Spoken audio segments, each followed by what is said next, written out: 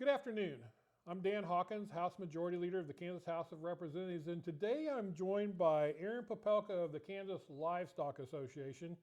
And we've got an issue that we want our listeners to hear about. Quite frankly, I don't know a lot about it, and so that's the reason why we had Aaron here today to talk about it.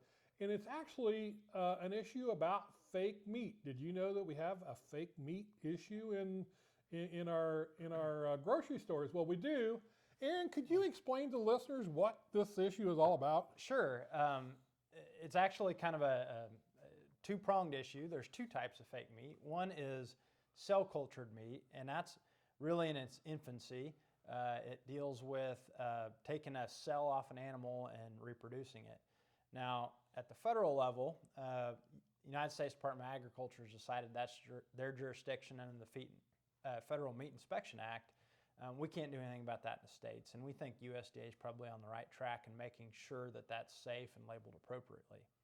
On the other hand, there's plant-based proteins, and when we look at plant-based proteins, it's companies like Beyond Meat and Impossible Burger, and they take various plant material, make it into a patty that kind of simulates meat. But the problem we've run into is as we've gone about and looked at their labels, they really don't disclose that they're not meat.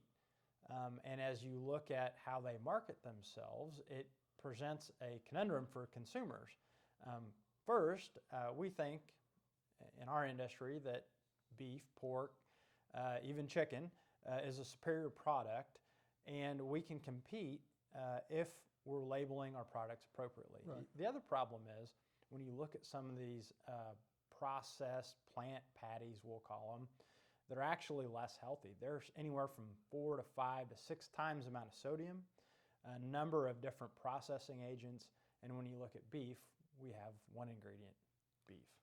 So when a consumer like me that knows nothing about fake meat, goes to the grocery store, can I tell it just by looking at it, or does it look so similar to a beef patty that you just can't tell? Yeah, so that's one of the things that we've run into. The way they've designed these, they actually bleed and marble.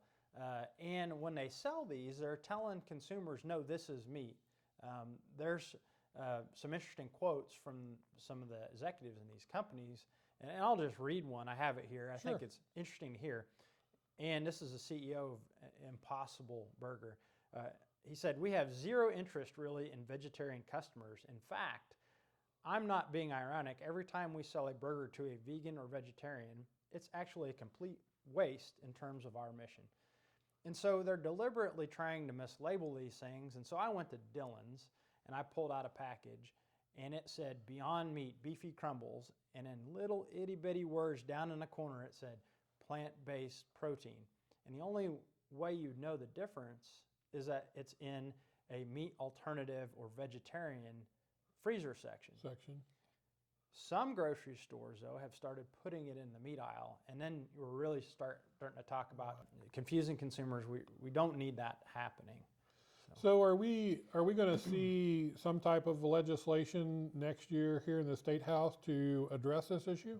I think we're headed that direction because when you look at our neighboring states, every state except for Nebraska has successfully put on their books we'll call them truth and labeling laws, basically saying here's meat, here's plant alternatives, and here's how you need to appropriately label these. And so I think in looking at our regulations and statutes, we may need to update it to make sure consumers know what they're getting. Sure. And I think once they know, we think that beef in particular is a good wholesome protein, and we'll sell the heck out of it. Absolutely. They just got to know what they're getting. Yep.